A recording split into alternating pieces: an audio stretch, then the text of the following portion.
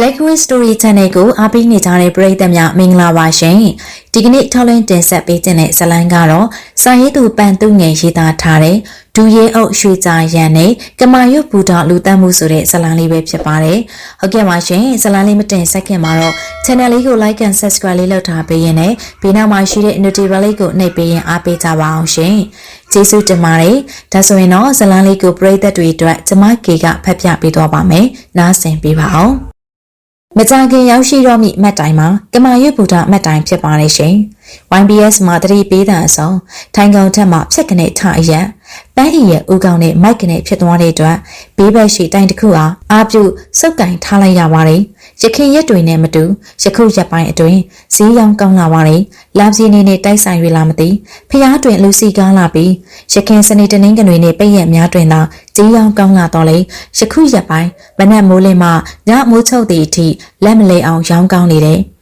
ပန်းဤတို့ပန်းတဲ့ဘွားမှာရောင်းကောင်းချိန်တွင်ထိုင်သိမ်းမရှိဖျားပေါ်တက်လာသည်မြဖျားဖူးများအားတယောက်မကြမ်းမလွတ်စတန်းရောင်းရသည့်အတွက်စိတ်ပင်ပန်းသလိုလူလဲပင်ပန်းလာပါလေမနက်စောစောထလာတဏီကောင်ပန်းရောင်လူရှင်းချိန်မှထမင်းစားညမိုးချုံမှအိမ်ပြန်ဖြစ်ပန်းတယ်မလေးပန်းဤမှာလူကအားနေ၍မူးနှောင်းနှောက်ဖြစ်နေပါလေကမာရွတ်ပူတာမှတ်တိုင်တို့ရောက်ပါပြီရှင်ကျင်းညာတန်ဆုံးတင်နဲ့မှတ်တိုင်တွင်ကားရက်သွားပြီးဘတ်စကားတကားအလိုအလျောက်ပွင့်သွားရာပန်းဤမှာသူမ၏ခန္ဓာကိုယ်အားထိမ့်၍ဆင်းလိုက်လေတယ်ဟဲ့နင်းပြန်ပြီလားမိမိအိမ်သို့အမြန်ရောက်ချင်စောဖြင့်ယထာတန်လန်းပေးမှဖြစ်ပြန်လာတဲ့ပန်းဤတယောက်ဘူရာပေးမှောင်ရဲ့အကွယ်မှာလူ၃ယောက်ရိုင်ထိုးဖြင့်ထွက်လာပြီးမေးလိုက်တန်းကြောင့်ရုတ်တရက်ထိတ်လန့်သွားတော့လေတေချာကြည့်လိုက်ရာမိမိရက်ွက်ထဲမှာအမှုသမားညွန့်မောင်နဲ့အပေါင်းပါများဖြစ်နေသည်ကိုတွေ့လိုက်ရတဲ့အတွက်ကြောင်ရွံ့စိတ်များပျောက်ကွယ်သွားပြီးငါ့ဘာသာပြန်လာလားမလားနေဘူးလားဖဲဆန်းရှိကပန်းနေရလေဟာဒေါသကြီးပဲငါရိုးရိုးမိတာပါဟာကဲညွန့်မောင်ငါပင်မလာတယ်အိမ်ပြန်ချိန်ပြီးဖဲဟာမိမိသွားရလမ်းအားပိတ်၍အရစ်ရှင်နေတဲ့အမှုသမားညွန့်မောင်အားပန်းအိမ်မှလမ်းပြုံးလိုက်ပြီး၎င်းတို့ပြီးမှဖြတ်ထွက်လိုက်ရာညွန့်မောင်မှပန်းအိမ်လက်ကိုဖြက်ခနဲ့ကန်၍ကြားလိုက်ပါတယ်နေပါအောင်ပန်းအိမ်ရဲ့နေတာဘာလောက်တာလဲလွတ်စမ်းငါလက်နေရလေဟာဟဲ့ကောင်ငါလွတ်လို့ပြောနေတယ်နော်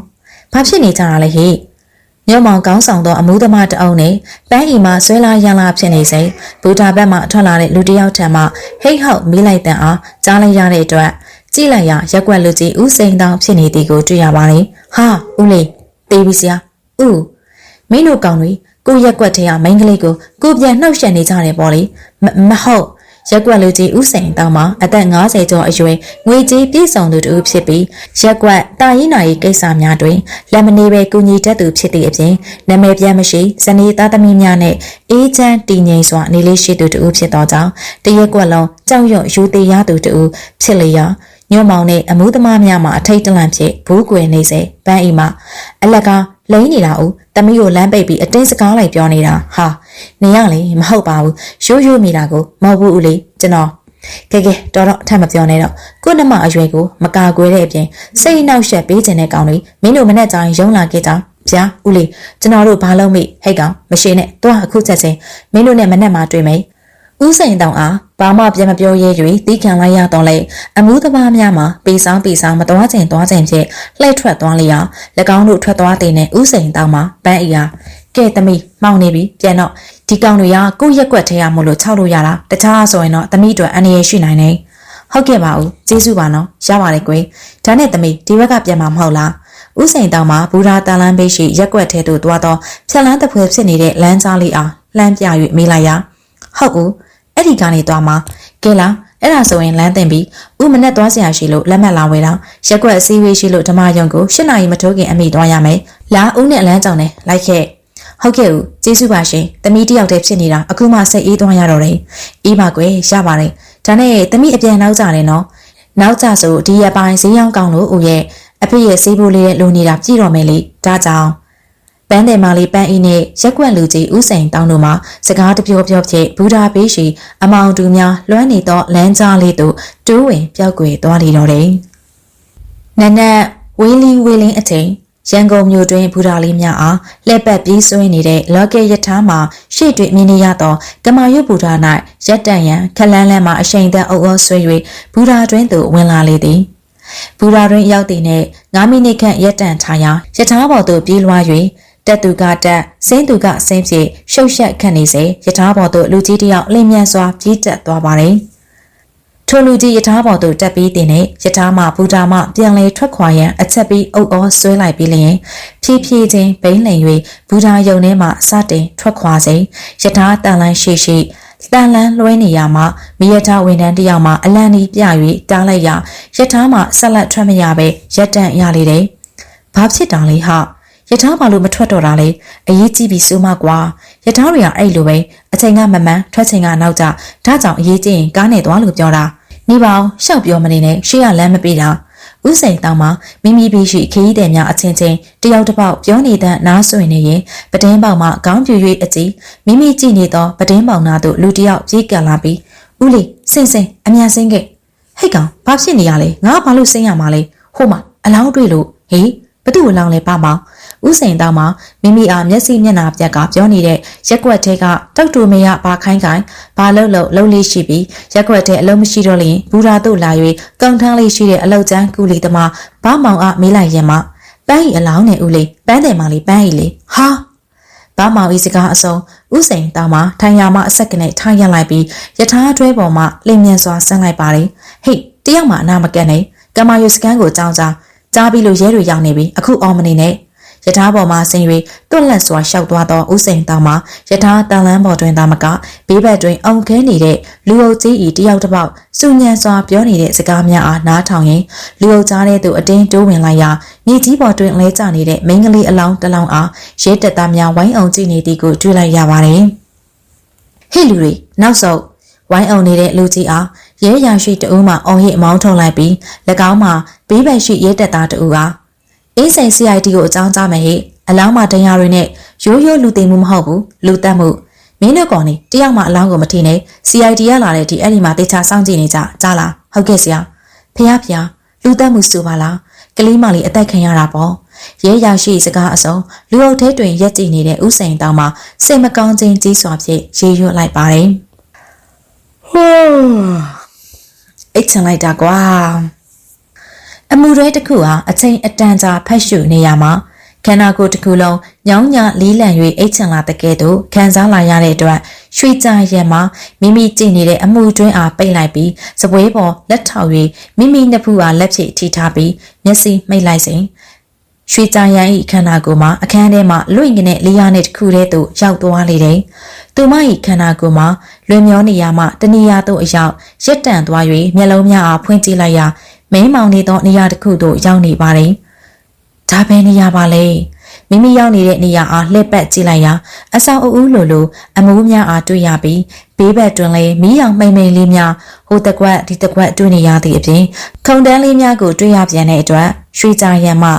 စူးစိုက်ကြည့်စဉ်မိမိမျက်စိရှိတွင်ရှင်းလင်းနေတဲ့ကွင်းပြင်ကြီးနဲ့အောက်ခြေမှလက်ကနေဖြစ်သွားသည်ကိုတွေ့လိုက်ရလို့တတိထားကြည့်လိုက်ရာယထာတန်လန်တွေဒါဆိုဒါဘူရာတစ်ခုပဲ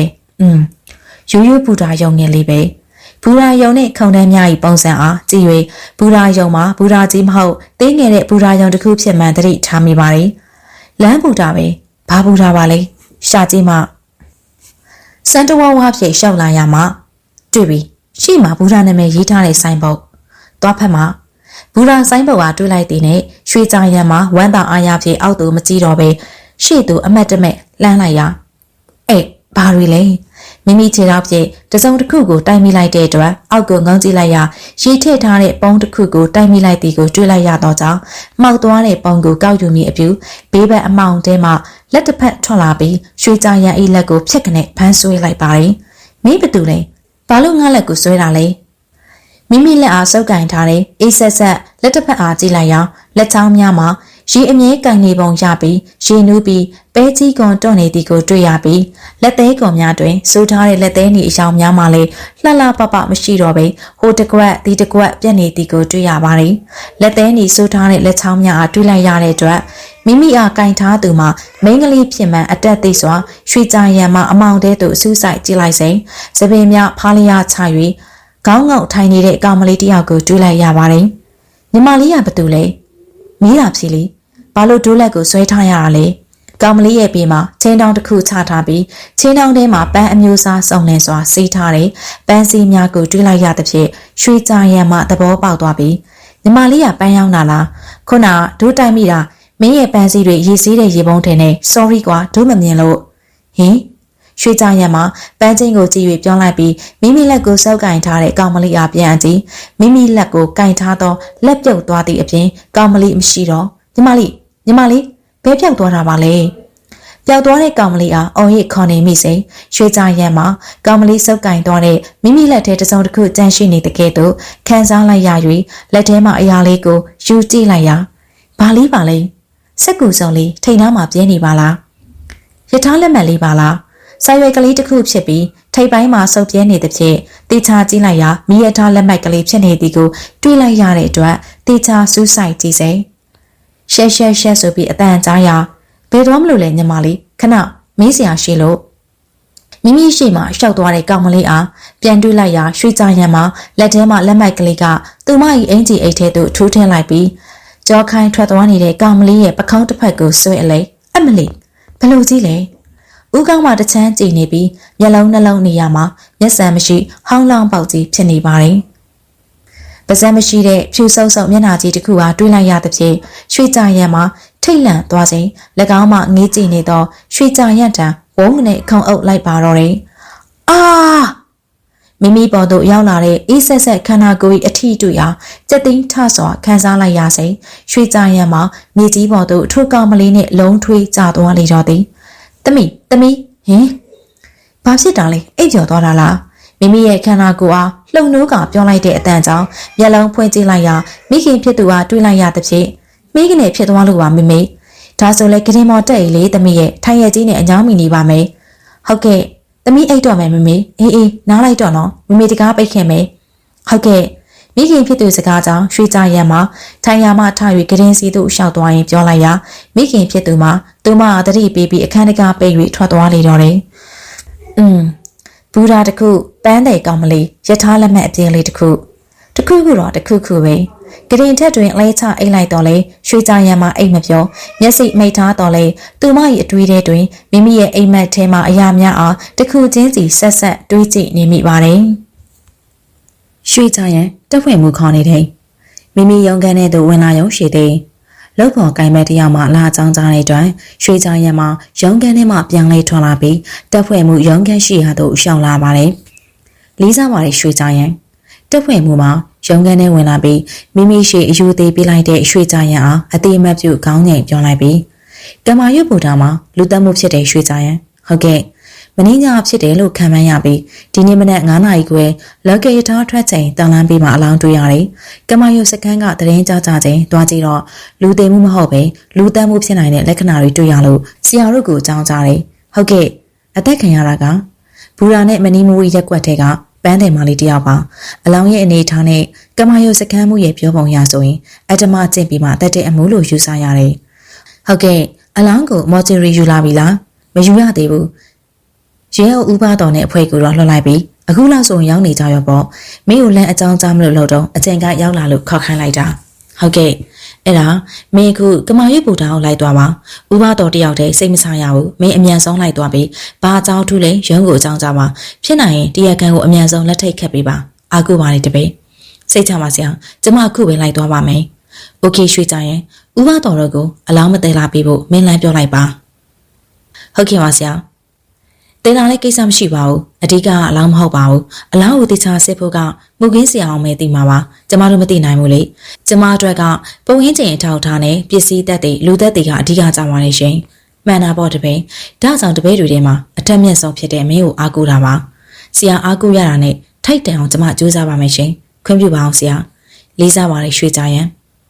မိမိကအယိုသေးပေး၍ထွက်သွားသောတပည့်မှရွှေကြရံကိုကြည့်၍တက်ဖွင့်မှုမှအခြေနှက်စွာခေါင်းငိမ်တကယ်သို့ရွှေကြရံမှလည်းသူမ၏ခြေလက်များအားတွန်းနိုင်သည်မြတွန်းလက်မြန်ဆန်စွာဖြင့်ကမာရွတ်ပူတာသို့လိုက်သွားလေတော့တယ်။တနာစရာကွာဟုတ်ပါဆရာကြီးကောင်မလေးကအလန်းလေးနော်တန်လန်းဘေးတွင်ချထားတဲ့အလောင်းပေါ်မှာပလတ်စတစ်စစဖေရှားကြည့်လိုက်တဲ့နဲ့တွေ့လိုက်ရတဲ့ကောင်မလေးအလောင်းအားကြည့်၍ဥပတော်မှစိတ်မကောင်းစွာရေရွလိုက်တဲ့ကဲ့သို့၎င်းရဲ့ဘေးတွင်ပါလာတဲ့တပည့်လုံးသူမှပြောလိုက်ရာဥပတော်မှမျက်စောင်းထိုးကြည့်ပြီး ဘာလန်းတာလဲမိမမြင်တာနဲ့အငမ်းမရမင်းတို့လိုနှာဘူးကောင်တွေကြောင့်မိန်းကလေးတွေဘဝမလုံခြုံတာဗျာဆရာမပြနိုင်အခုလဲကောင်မလေးကိုတတ်လိုက်တာမင်းတို့လိုတနာယူကောင်တကောင်ပဲဖြစ်မှာဗုဒ္ဓဘာမှလည်းမဆိုင်ဘူးဆရာကလည်းကျွန်တော်ကရိုးရိုးပြောတာပါကောင်မလေးကပန်းရောက်နေတာပြောတာရုပ်ရည်လေးကတန်းတန်းလေးနဲ့လုံးကြီးပေါက်လာဟဲ့ကောင်တော်တော့မင်းဟာပြုံးလေကဲလေးမန်းလေပြက်လေးနဲ့မစားရဝကမန်ပြောနေလိုက်တာမင်းကိုဒီကောင်မလေးကိုမရင်းကျင်လူတက်မှုနဲ့ဖမ်းထည့်လိုက်ရမလားဒါဆိုတရခန့်ရှာစရာမလိုတော့ဘူးခမရဦးမလေးအပင်ပန်းမခံချင်တာနဲ့ကို့တပည့်ကိုပြန်လက်ထိတ်ခတ်တော်မလားရှင်ဟင်ရွှေကြရန်မိမိနဲ့တပည့်ဖြစ်သူတို့ပြောနေတဲ့စကားဝိုင်းနာတို့ရုတ်တရက်ရောက်လာပြီးပြောလိုက်တော့ရွှေကြရန်ကြောင့်ဦးမတော်မှလန့်လိုက်တာဟာနင်းရလေအမြင်မပြောမစုရောက်လာတယ်နှလုံးမကောင်းပါဘူးဆိုမှရောက်နေတာကြပြီဦးရဲ့ဘူရာနဲ့လက်ပတ်ကြည့်နေတာဥရုဖွဲ့အလောင်းနာကပ်ပြီးအာတုဘကတိုင်းရှုနေကြတဲ့အတွေ့တယ်ရွှေကြရန်ဤစကားကြောင့်ဥပတော်ရဲ့မျက်နှာရှုံ့မဲ့သွားပြီးအဲ့ဒါဆိုလေအလောင်းကိုမြင်မြန်ကြည့်ပါလားငါမှမတက်တာလို့သာကြည့်နေရတာအော်ဂလီဆန်လိုက်တာပြောမနေပါနဲ့တော့ကဲဥကြည့်ပြီးဆိုရင်ထုံးစံအတိုင်းမော်ဂျီရီပို့ပြီးရင်ကျမကို24နာရီအတွင်းမူကင်းစအောင်ရဲ့ဆေးစစ်ချက်ဆောင်ရွက်ယူလိုက်ပြီးโอเคလားโอเคပါလေဒါပေမဲ့ဘာဖြစ်လဲဦးကျမအလောင်းကိုတေးချမကြည့်ပဲယူသွားခိုင်းနေလို့လားဟုတ်တယ်လေဘာကြောင့်တေးတာလဲမတေးခင်ဘာဖြစ်ထားလဲဘယ်ရလာတာလဲဘာကြောင့်တက်ခံရတာလဲဘလို့လက်နက်မျိုးနဲ့တက်ခံရတာလဲမသေးခင်အထမအချင်းခံရတာတေးကြလားမင်းနည်းနည်းပါပါတောင်မစစ်ဆန်းတော့ဘူးလားရွှေကြရန်ဥပတော်ဤစကားအစုံရွှေကြရန်မှတစ်ချက်ပြောင်းလိုက်ပြီးအဲ့ဒါသိဖို့များအိုးရင်အချိန်အများကြီးယူစရာမလိုပါဘူးဘူရာတစ်ပတ်ပတ်လိုက်ရုံနဲ့ရပါတယ်ဟုတ်တယ်ဦးကျမဒီကိုမလာခင်ကတည်းကစဉ်းစားမိတယ်ကောင်မလေးကပန်းရောက်နေဆိုတော့ဖျားတစ်ခုခုမှာပေါ့အဖြစ်နိုင်ဆုံးကကမောင်ရွနဲ့အနီးဆုံးဖျားတစ်ခုမှာဖြစ်မယ်အနီးဆက်ဆုံးတွေးကြည့်တော့ကြိုက်ဝိုင်းဖျားဖြစ်မယ်ဟုတ်ပြီအဲ့တော့ကျမဘာထက်စဉ်းစားလိုက်တက်ခံရတာညာဘက်သေးကြတာကောင်မလေးပန်းရောက်ပြန်လာတဲ့အချိန်ဖြစ်ဖို့များတယ်ဘာကြောင့်ဆိုဒီအပိုင်းလာပင်းနေနဲ့ပိတ်ရက်တိုက်ဆိုင်သွားတဲ့အတွက်ဖျားမှာလူစီမယ်လူစီတော့ကောင်မလေးဈေးအောင်ကောင်းမယ်ဈေးအောင်ကောင်းတော့အိမ်ပြန်နောက်ကြမယ်ကမောင်ရွနဲ့ကြိုက်ဝိုင်းဖျားကနီးတယ်လို့နဲ့လှမ်းနေအဲ့ဒီတော့ YBSC ပြီးပြန်လာမယ် YBSC ပြန်လာပြီးမှတ်တိုင်ကတဆင်ရက်ကွက်ထဲကားလန်အတိုင်းသွားရင်ဝေးမယ်ကြာမယ်ကောင်မလေးတွေးမယ်အိမ်မြန်မြန်ရောက်ချင်တော့ဘူရာရိတ်ကဖြတ်မယ်ရန်ကုန်မြို့မှာရှိတဲ့ဘူရာယုံလန်းတော်တော်များများကလူနေရက်ကွက်တွေကြားမှာစောက်ထားတယ်ရထားတန်လန်းပြီးမှရက်ကွက်ထဲဝင်တဲ့ဖြက်လန်းတိုလေးတွေရှိတတ်တယ်ဒါကြောင့်ကောင်မလေးကဘူရာပြီးတန်လန်းကဖြက်ပြန်ခဲ့တာအဲ့ဒီမှာဘာဆက်ဖြစ်မလဲဘာဖြစ်မလဲသူဒီဘူရာရောက်တဲ့အချိန်ဖြစ်ပျက်ကကျမလိုက်စုံစမ်းရမယ့်အပိုင်းဖြစ်သွားပြီအဲ့ဒါခဏတောင်အခုကျမပြောနေတာကသူဘူရာမရောက်ခင်အဖြစ်ပြက်ကျမအတွေးနဲ့တစ်ထက်တည်းမကြတော့အနည်းဆက်ဆုံးဖြစ်နိုင်တယ်အလောင်းကိုကြည့်ပြီးတော့ဦးကပြောစီခြင်းနဲ့ဆိုရင်ကျမပြောမယ်တိတ်မြများဆဆမရှိဘူးဦးကောင်မလေးကိုအတ္တမမကျင်ခင်ဆွဲလာရန်လာပုံစံမရှိဘူးဘာကြောင့်ဆိုကောင်မလေးရဲ့အခြေလက်တွေမှာဒဏ်ရာရှင်းနေလက်သေးတွေမကျူဘူးပုံမှန်ပဲအဲ့ဒီတော့အတ္တမမကျင်ခင်ဒီလူကကောင်မလေးနားမှာအေးစီစကားပြောနေသူဖြစ်ရမယ်ပြီးမှကောင်မလေးကိုတွန်းလဲပြစ်လိုက်တယ်ဒါပေမဲ့မကြီးရွယ်ပဲအရှိန်လွန်သွားပြီးကောင်မလေးနောက်ပြန်လေးကြတော့နောက်စီနဲ့ကြောက်တုံးတစ်ခုခုရိုက်မိလို့မူးသွားတော့တရခံကဘာညာမစင်းစားပဲအတင်းသားမရကျင့်လိုက်မယ်ကောင်မလေးကကောင်းကတန်ရအရှိန်ကြောင်းသူ့ကိုဘာမှပြန်မလုပ်နိုင်ဘူးသားမရကျင့်ပြီးတော့မှတရခံကတတိဝင်လာမယ်အဲ့ဒီမှာခေါင်းကနာကျင်မှုရောဖြည့်စည်းခံရတဲ့နာကျင်မှုတွေမှာပေါင်းပြီးကောင်မလေးစိတ်ငင်ဖြစ်နေတော့ကောင်မလေးကောင်းကိုမှပြီးခုနရိုက်မိတဲ့ကြောက်တုံးနဲ့ထက်ခါစောင့်လိုက်မယ်မသိရင်သူ့ဘာသာသူမူးလို့ပြုတ်ကြပြီးကြောက်တုံးနဲ့စောင့်မိပြီးသေးတယ်ပေါ့ကောင်မလေးရဲ့နောက်စီမှာတွေးခဲနေတယ်တွေ့လားဦးတွေ့တယ်ရွှေကြရံမှာအလောင်းဤခေါင်းပိုင်းအားညွှန်ပြပြီးမေးလိုက်သည်တွင်ဥပတော်မှခေါင်းငိတ်ထောက်ခံလိုက်ရာအဲ့ဒါပထမဒဏ်ရာရပြီးတော်ကြာမှဒုတိယဒဏ်ရာရတယ်ဆိုတဲ့လက္ခဏာကောင်မလေးကပထမဒဏ်ရာရကြတဲ့ကအတွင်းတန်ဖြစ်နေပြီးအခြေအနေမကောင်းတော့ဘူးမဟုတ်လေသိမှာပဲတခါထပ်ပြီးတော့မတရားကျင့်ခံရတော့မသိမရှင်ဖြစ်နေတော့တရခံကပထမဒဏ်ရာကိုတွေ့ပြီးလက်စတောင်းပြလိုက်တာကဲဘာသိချင်သေးလဲဦးကျန်တဲ့တေဆုံးချိန်တို့ဘာတို့ကအမှုကင်းဆရာဝန်ရဲ့အစစ်ချက်ရမှကျမတေချာပြောနိုင်မယ်ဟူမင်းတေချာမကြည့်ပဲပြောနေလို့ဒါပဲနော်ရွှေကြရန်တေချာကြည့်ပြီးပြောမယ်ဆိုရင်တရခံကိုအခုပဲလက်ထိတ်ခတ်နိုင်မယ်ပုံမယ်မထင်ပါနဲ့ဦးဒီမှုကကျမစုံစမ်းမိသလောက်အရန်ရှင်းနေတဲ့ရှင်းလီကောင်းလီပေါ့တရခံကိုလွယ်လွယ်လေးဖမ်းယုံပေါ့ကွာနိုးဦးထင်ပါပြီဘာဖြစ်လို့လဲမင်းမဲရှင်းနေတဲ့အမှုဆိုအဲ့ဒါပြောတာလေအမှုတစ်ခုအရန်ရှင်းနေတာလေတရခံဖော်ဖို့ခက်လေပဲဦးရှုပ်နေတဲ့အမှုကဖော်ဖို့လိုတယ်လေဦးရဲ့ ရွှေချာရန်၏စကားဆုံးသည်နှင့်ဥပတော်မှာ၎င်းဘာပြန်ပြောရတော့မှန်ကြံရမရတော့သည့်အချိန်တွင်လှုပ်လေးရှိသည့်ထုံးစံတိုင်း၎င်း၏လက်ထဲမှလက်ကင်ဘွားဖြင့်သူ၏စီးပြန်နေတဲ့မျက်နှာကြီးကဖွတ်တက်လိုက်ပြီးအဲ့တော့ဘာဆက်လုပ်ကြမလဲခုဘာမှမလုပ်နဲ့ကျမပြောတဲ့ပရိုဆူဂျာအတိုင်းလုံးအလောင်းကိုမော်ဂျူရီဖို့စစ်စစ်ချက်ယူသွားဆိုတာလား right ကျမဒီမှာနေခဲ့မယ်စစ်စစ်ချက်ရတာနဲ့ကျမကိုဆက်သွယ်ပါကောင်းပြီသူစဉ်ဥပတော်နဲ့ရွှေချာရန်တို့စကားပြောနေရတော့ငုံဥပြုတ်ကြက်ဥပြုတ်များထဲထားတဲ့ချင်းကလေးအားဆွဲထားတဲ့အသက်၈နှစ်ကျော်9နှစ်ရွယ်ကောင်းလေးတယောက်ပြေးဝင်လာပြီးရွှေချာရန်ကိုကြည့်အောင်မမစုံစမ်းခိုင်းတာသိရပြီဗျပြောမောင်လေးဘာတွေသိရလဲမမပြောထားတဲ့အတိုင်းကျွန်တော်လိုက်မေးကြည့်တော့ဘယ်သူမှတိတ်မသိမမြင်လိုက်ကြရဘူးဒါပေမဲ့ဘူရာယုံတောင်းတာမှာအမြဲပတ်စံတောင်းနေတဲ့အဖိုးကြီးတယောက်ရှိတယ်သူကမနေ့ကပတ်စံတောင်းနေတော့မမပန်းကြီးပြန်လာတာတွေ့တယ်မမပန်းကြီးလာနေတော့လမ်းအကွယ်ကအရက်သမား3-4ယောက်ကဝိုင်းပြီးတော့နှောက်ယှက်ကြတယ်တဲ့တယောက်ကမမပန်းကြီးလက်ကိုဆွဲနေတော့ပြုံးဆိုဘူရာယုံလက်မှတ်ဝယ်တဲ့နေရာကလူကြီးတယောက်ရောက်လာပြီးအရက်သမားတွေကိုဝင်ဟောက်လိုက်ပုံပဲတဲ့အရက်သမားတွေထွက်သွားကြတယ်ဒါဆိုဒီအမှုသမားတွေကိုဖမ်းမှဖြစ်မယ်ရွှေချာရန်ဒီငမိုးတွေပြန်လိုက်လို့တာဖြစ်မယ်ကောင်းလေးဤစကားမဆုံးခင်ဥပတော်မှဝင်ပြောလိုက်ရနေပါအောင်ဦးရဲ့စိတ်မလောပါနဲ့စုံအောင်နားထောင်ပါအောင်ကဲမင်းဆက်ပြောဟုတ်ကဲ့မမဒီငမိုးတွေထွက်သွားပြီးနောက်မမပန်းရင်နဲ့အဲ့ဒီလူကြီးအတူတူပဲထွက်သွားကြတယ်တဲ့မမအဲ့ဒီလူကြီးအကြောင်းရောမင်းစုံစမ်းခဲ့လားဘယ်နေမလဲမမရဲ့ကျွန်တော်အဲ့လူကြီးရဲ့ပုံကိုမေးကြည့်တော့အဖိုးကြီးကပြောပြနေတော့ဘေးနာတရက်တီးရောက်နေကောင်မလေးကဝင်ပြောတယ်အဲ့ဒါသူတို့ရက်ွက်တွေကရက်ွက်လူကြီးတဲ့ဥစိန်တောင်းလို့ခေါ်တဲ့အခုတက်ခံရတဲ့ပန်းတဲ့ကောင်မလေးမမပန်းအိမ်ကလည်းသူတို့ရက်ွက်တွေကပဲတဲ့မမရဲ့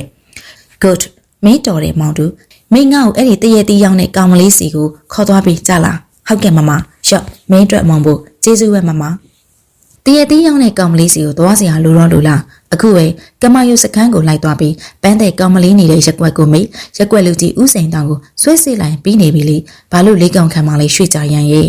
ဦးအဲ့ဒါတွေကြောင့်ယာရုမတူပဲဒီနေရာမှာပဲရက်နေတာပါရွှေချာရန်ဤစကားကြောင့်ဥပတော်ရဲ့မျက်နှာမှာရှုံ့မဲ့သွားပြီးစိတ်တူသွားပုံဖြစ်អော်လိုက်ရရွှေချာရန်မှာအေးမဆိုင်သည့်ပုံဖြစ်အခုမှပဝင်းကျင်ကအထောက်ထားဆူဆောင်တော့မျက်မြင်သက်သေရှာတော့ရှိသည်လမ်းမှာတွေ့ကြတဲ့သူတိုင်းကိုတရကန်းဆိုပြီးဖမ်းထဲတော်မလို့လားဦးရဲ့ဘယ်မှာလဲတဲလွန်စာအမှုသမားတွေတက်တယ်ဆိုရင်တဲလွန်စာရှာတွေ့ရမယ်အခုရက်ွက်လူကြီးနဲ့ထွက်သွားတယ်ဆိုတာနဲ့သူတက်တယ်လို့ဘလို့ဆွဆွဲမလဲသူတက်ကြောင်အထောက်တာခိုင်ခိုင်လုံလုံနဲ့ပြရမှာပေါ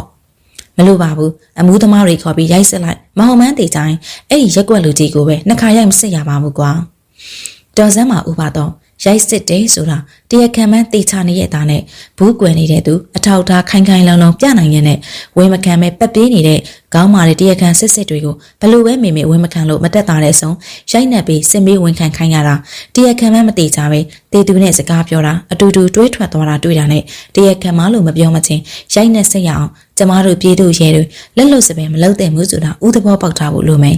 ဥတရခံရှာဖို့ပင်မနဲ့ထင်အတားလေးရုံးမှထိုင်နေဘာမှမလုပ်နဲ့ကျမကိုယ်တိုင်တရခံအစိတ်ကိုအထောက်ထားခိုင်ခိုင်လုံလုံနဲ့လက်ထိတ်ခက်ခက်မယ်အလွယ်လန်းလိုက်ပြီးတော့ရေးသားခိုခြင်းစိတ်နဲ့တွေ့ကြရလူကိုတရခံဆိုပြီးဖမ်းပြကျမတို့ဥပဒေဘက်တော်သားတွေတိတ်ခါကြောင်မလုပ်ချင်စမ်းပါနဲ့ရှင်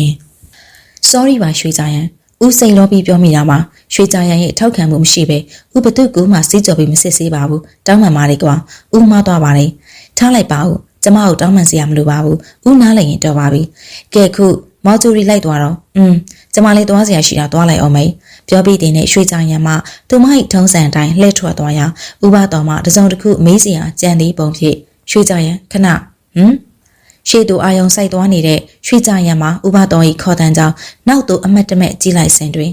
ဘေးကိုတွန်းလဲလာတဲ့ဘေးကို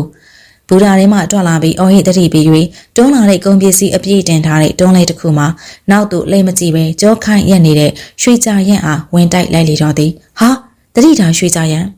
ဥပတော်မှလမ်းအော်တတိပြီးလိုက်တော့လေရှောင်းချိန်မရတော့တွန်းလဲနဲ့တိုက်မိလိုက်တဲ့ရွှေချာရန်မှာဘူရာပလက်ဖောင်းဇင်းကြံထက်မှအောက်ရှိရာယထာတန်လန်းပေါ်သို့ဒလိမ့်ကောက်ွေပြုတ်ကျသွားလေတော့တယ်သိပါပြီ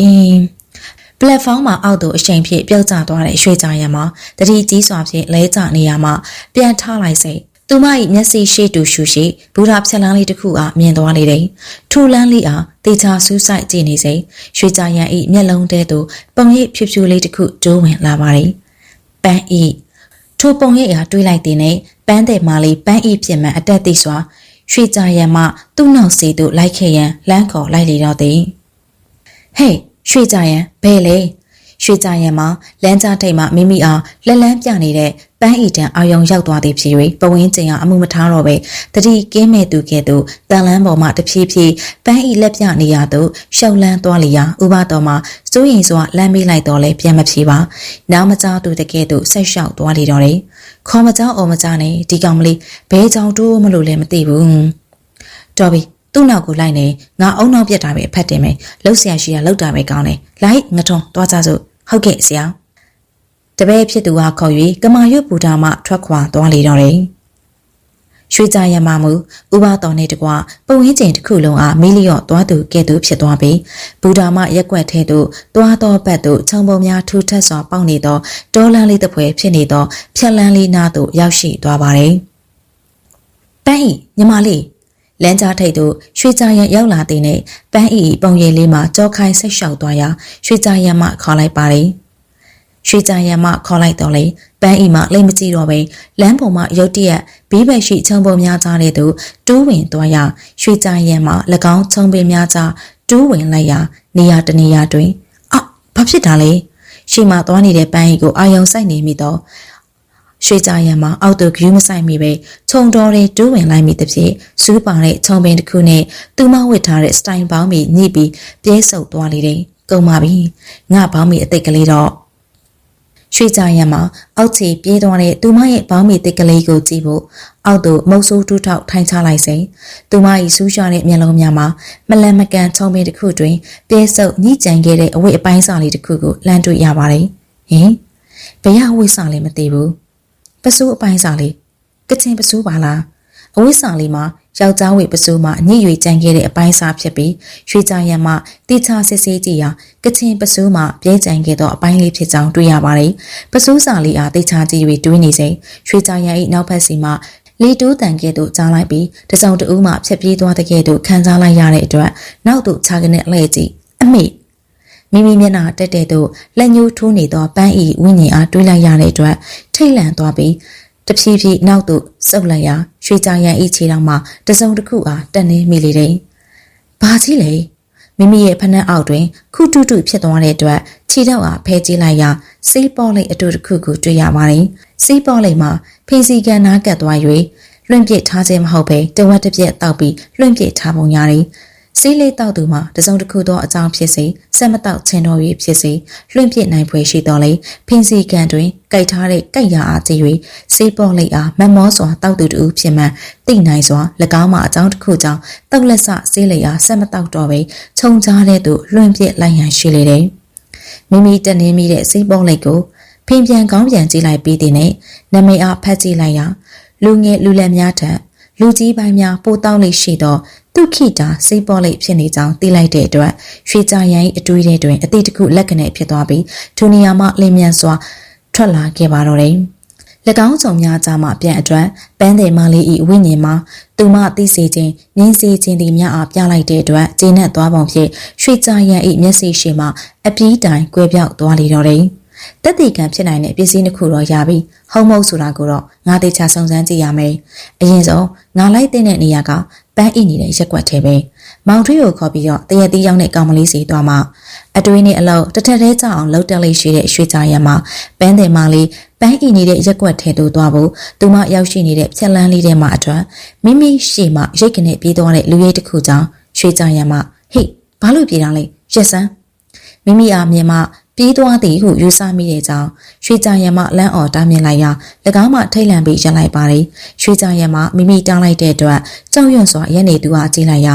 ၎င်းမှကြောထက်တွင်ညစ်ပတ်မဲညင်နေသောပီနန်အိတ်တစ်လုံးလွှဲထားတဲ့အမိုင်များကောက်သည့်အသက်10နှစ်ကျော်အရွယ်ကောင်လေးတစ်ယောက်ဖြစ်လို့နေပါတယ်ကျွန်တော်မှဘာဖြစ်ရှိလို့လဲဗျာမင်းမှအပြစ်မရှိရင်ဘာလို့ငါ့ကိုမြင်တာနဲ့ထွက်ပြေးတာလဲကျွန်တော်တို့လူတွေကမြင်တာနဲ့တကိုးတင်ပြီးရိုင်းနေတကြလို့ပါမဆိုင်တာကွာမင်းကချုံမုတ်ထဲဝင်ပြီးပစ္စည်းခိုးနေတာမှမဟုတ်ပဲဘာကြောင့်ဆရာလို့လဲရွှေကြရံဤရက်ကြကြပြန်ပြောလိုက်တဲ့စကားကြောင့်ကောင်လေးမှမျက်နှာပြတ်သွားပြီးအမပြောတာမှန်ပါလေကျွန်တော်အမိုက်ကောက်ဖို့ခြုံထဲဝင်တာပါဒါပေမဲ့အမိုက်တွေက ပြန်ရောင်းစားလို့ရမိတ်ဟာလေးတစ်ခုနှစ်ခုတွေးလို့ကောက်နေတော့အမားထွက်လာတော့အမားရဲ့ပစ္စည်းတစ်ခုခုပြောင်းလို့ဝင်ရှာနေထင်မိတယ်ကျွန်တော်ကလေအဲ့ဒီနေရာမှာရှိနေတော့ကျွန်တော်ကိုထင်ပါဆိုလို့ပြေးမိတာပါအေးပါကွာမင်းကငါမြင်မရုတ်တရက်ထွက်ပြေးသွားလို့မေးမိတာပါဟုတ်ကဲ့အဲ့ဒါဆိုကျွန်တော်သွားတော့မယ်နော်သွားရွှေကြရခွင့်ပြုလိုက်တဲ့နဲ့ကောင်လေးမှာနောက်ပြစ်ထားသောသူ့ရဲ့လက်ထဲမှာတစုံတစ်ခုနောက်ကျောတွင်လွှဲထားတဲ့ပီနန်အိတ်ကြီးတဲ့သူထဲ့ဟန်ပြုဘာကြီးလဲအဲ့ဒါဖနှက်စုပ်ကြီးပါမှာလမ်းမေးလိုက်တဲ့ရွှေကြရ၏စကားကြောင့်ကောင်လေးမှာအိတ်ထဲသို့ထဲတော်မိဆဲဆဲသူ့၏လက်ထဲမှာဖနှက်စုပ်တစ်ဖက်အားရွှေကြရကိုလမ်းပြလိုက်လေရာခဏကြည့်လိုက်ပြီးအော်အေးသွားတော့ကောင်လေးမှာရွှေကြရ၏စကားအားစုံအောင်နားမထောင်တော့ပဲလက်ထဲရှိဖနှက်စုပ်တစ်ဖက်အားအိတ်ထဲပြစ်ထည့်လိုက်ပြီးရှေ့သို့ပြေးထွက်သွားလေတော့တယ်ကြောခိုင်းထွက်ခွာသွားတဲ့ကောင်လေးနောက်မှာကပ်ပါလာတဲ့ရွှေကြရမှာကောင်လေးလွှဲထားတဲ့အိတ်စုပ်ကြီးအားကျင်းနေဟေ့မင်းခဏနေအောင်ဗျာအမလှမ်းဟန်တားလိုက်တဲ့ရွှေကြရကြောင့်ကောင်လေးတုံငနေဖြစ်သွားစဉ်ခုနဖနှက်စုပ်မင်းငါ့ကိုပေးခဲ့ဗျာတန်ဖိုးမရှိစုပ်ပြက်နေတဲ့ခေါင်းပြုံနေသည့်ဂရီပါဖနံအစုပ်တစ်ဖက်ကိုမိမိတံမှလှမ်းတောင်းလိုက်တဲ့ရုပ်ရည်တန်တန်ပြန်တစ်လွင်နဲ့ဝစ်စားများနဲ့အနှဲငယ်မထန်တော်လေမိမချောစရင်ဝင်မိမိအမအရွယ်မိန်းကလေးတယောက်အားအမိုက်ကောက်တဲ့ကောင်လေးမှတအံ့တော်ဖြစ်ကြည်နေစိရွှေကြရန်ကသူမရဲ့အင်ကြီးအိတ်ထဲမှာတထောင်တန်တရွတ်အားလှမ်းပေးရင်ရော့မင်းအတွက်မုံဘူးငါ့ကိုအဲ့ဒီဖနှက်စုပ်ပေးခဲ့ဟုတ်ကောင်လေးမှာဘာညာမစင်းစားတော့ပဲရွှေကြရန်၏လက်ထဲမှာငွေ1000ကိုလမ်းယူပြီးသူ့၏ပီနန်အိတ်စုပ်ကြီးထဲမှာခေါင်းပြုတ်ထွက်နေတဲ့ယောက်ျားစီဂတိပါဖနှက်တစ်ဖက်ကိုနှိုက်ယူကရွှေကြရန်ထံကမ်းပေးလိုက်ပါတော့တယ်။ဘာဖြစ်နေရလဲအဖေ။ပကိုးသွားဖို့လက်မှတ်ဝယ်ထားပြီးမသွားပြစ်ဘူးဆိုကအိမ်တို့ပြန်ရောက်လာသည့်မနက်မှစ၍ဖခင်ဖြစ်သူဦးစိန်တောင်းမှာဘာဖြစ်လို့ဖြစ်မှန်းမသိတည်ငြိမ်မှုမရှိပဲကတုံကရင်ဖြစ်နေသည်ကိုတတိထားမိနေတဲ့သမီးဖြစ်သူမှမေးလိုက်ရာဘာမှမဖြစ်ပါဘူးသမီးရဲ့အဖေတရားမှတ်ပရိစိန်နေတာပါအဖေကတရားမှတ်နေတဲ့သာပြောတယ်ရွှေကတော့အဖေတခုခုကိုစိုးရိမ်နေတယ်လို့ထင်တယ်သမီးဖြစ်သူရွှေဝင်းဤစကားကြောင့်ဦးစိန်တောင်းမှတပြင်းတစ်ချက်ချ၍သမီးဖြစ်သူထိုင်နေသောရှစ်တက်တဲ့ရွှေကလေးထိုင်တွင်ဝင်ထိုင်လိုက်ပြီးသမီးဖြစ်သူကိုကြည့်၍ဟုတ်တယ်သမီးအဖေစိတ်ပူနေလို့ဘာဟုတ်ပူတာလဲအဖေဘာပြဿနာလဲရွှေလည်းမသိရပါလားပန်းဤတည်သွားတာအဖေအပြင်မကင်းတယ်လို့ခံစားနေမိလို့ဖះကြီးပန်းတယ်မလေးပန်းဤအသက်ခံရတာအဖေအပြစ်မကင်းဘူးဟုတ်လားဘာတွေလဲအဖေရဲ့သမီးရှင်ပူလာပြီးတေချာပြောပြပါမဟုတ်ပါဘူးသမီးတမျိုးမတွေးပါနဲ့အဖေပြောတာကအဲ့ဒီနေ့ကသူ့အမိုးသမားတွေနှောက်ရှက်လို့အဖေလှန့်ဟန်ပေးခဲ့ရတယ်လို့ပြောခဲ့တယ်မဟုတ်လားဟုတ်တယ်လေအဖေပြန်လာတော့ပြောပြလို့တအိမ်လုံးတည်တယ်လေဘာဖြစ်လို့လဲသမီးတို့ပြောဖို့တခုကြံသွားတယ်အမှန်တော့သမီးမိကတဝင်းကြောင်တက်လို့အဖေမပြောပြခဲ့မိတာသူကောင်းစားတာမခံချင်လို့မပြောဘူးလားဆိုတာပုံမှန်နဲ့သမီးဟင်ဘာများလဲအဖေရဲ့မိခင်ဖြစ်သူမှာအသက်မငယ်တော့ခင်မွန်းဖြစ်သူအားလိုအပ်တဲ့ထက်ပို၍တဝန်ကြောင်တမန်းတည်သောရွှေရည်ဝင်းမှာစိတ်ပူစွာမေးလိုက်ရာဦးစိန်တောင်မှအဲ့ဒါကဟင်သမီးဖြစ်သူ၏အမေအားပြန်ပြေးဖို့အစပြိုးလိုက်စေဦးစိန်တောင်၏အိမ်ရှိသူရဲကားတစ်စီးထိုးဆိုင်လာကကားပေါ်မှာအရေးရရှိတူနဲ့ရဲတပ်သား3-4ယောက်အိမ်ထဲသို့ဝင်လာ၍ဦးစိန်တောင်ကိုကျင်းလိုက်ပြီးကျွန်တော်ကအင်းစိန် CID ကရဲအုပ်ဖတ်တော်ပါဟုတ်ကဲ့ဦးဟာဦးစိန်တောင်ထင်တယ်ဟုတ်ပါတယ်ခင်ဗျာကျွန်တော်စိန်တောင်းပါပန်းတယ်မလေးတေဆောင်မှုအတွက်ဦးကိုစစ်ဆေးစရာလေးရှိလို့ကျွန်တော်တို့နဲ့ခဏလိုက်ခဲ့ပေးပါနေပါဦးကျမဖေနဲ့ဘာဆိုင်လို့လဲကျမဖေကသမီးဖြစ်သူမှာဦးဘတော်အားခက်ဆွာဆွာလမ်းပြောလိုက်စဉ်ဦးစိန်တောင်းမှလက်ဟန့်လိုက်ပြီးဟုတ်ကဲ့ကျွန်တော်လိုက်ခဲ့ပါမယ်ကျေးဇူးပါဦးရှေ့ရကြွပါဘသူတွေရောက်လာတာလဲရင်ရဲတွေဘာဖြစ်တာလဲသမီးမေဦးစိန်တောင်၏စကားအစုံဦးဘတော်မှကားရှိရသူဦးစိန်တောင်အားသွားခိုင်းလိုက်စေအိမ်ထဲမှာအမျိုးသမီးတယောက်ထွက်လာပါလေကိုစိန်တောင်ဘဲလိုက်သွားမလို့လဲမေခဏလေးစိတ်ကိုထိန်ဖေဖေကိုမေးစရာရှိလို့လာခေါ်တာစိတ်လှုပ်ရှားစွာပြောလိုက်တဲ့မိခင်ဖြစ်သူဟာသမီးဖြစ်သူမှရှင်းပြလိုက်စေ၎င်းမှဘာကိစ္စလဲဘာအတွက်မိမလေးရွှေဘာမှမဟုတ်ပါဘူးမေရဲ့ဟိုဘက်လန်းထဲကပန်းတယ်မလေးပန်းကြီးအသက်ခံရတဲ့ကိစ္စအဖေကိုမေးကြံလို့တဲ့စိတ်ပူစရာမရှိပါဘူးဘာပန်းကြီးကိစ္စဟုတ်လားဟုတ်တယ်မေတွေ့လားစိတ်မပူလို့ရမလားနင့်ဖေဘာတွေရှုပ်ထားပြန်ပြီလဲမှမသိတာဟာမေတူတူပြောပါမဟုတ်တာတွေမိခင်ဖြစ်သူမှာခင်မုန်းဖြစ်သူအတွက်စိတ်ပူခြင်းများတစ်ပတ်ဒေါသထွက်မကြေမနက်ဖြစ်ခြင်းများတစ်ဖက်ဖြစ်ရောထွေးကပြောလိုက်တဲ့စကားကြောင့်သမီးဖြစ်သူမှာဟန်တားလိုက်စေကားပေါ်တက်၍မောင်းထွက်ဟန်ပြင်လိုက်တော့ဥပတော်မှအိမ်ထဲသို့စူးစမ်းစွာလှမ်းကြည့်လိုက်လေတော့သည် ပရိသတ်များရှင်ဇလန်းလေးရဲ့တင်ဆက်မှုကိုဒီမှာပဲရနာခွင့်ပြုပါအောင်ရှင်ဆက်လက်ပြီးတော့လည်းတင်ဆက်ပေးနေတဲ့ဒူရဲအုပ်ရွှေကြာရန်နဲ့ကမာရွတ်ပူတာလူတန်းမှုဆိုတဲ့ဇလန်းလေးရဲ့ဇာတ်သိမ်းပိုင်းကိုလည်းနားဆင်အားပေးဖို့ပရိသတ်များအားလုံးကိုဖိတ်ခေါ်လိုက်ပါရစေရှင်ကျေးဇူးတင်ပါ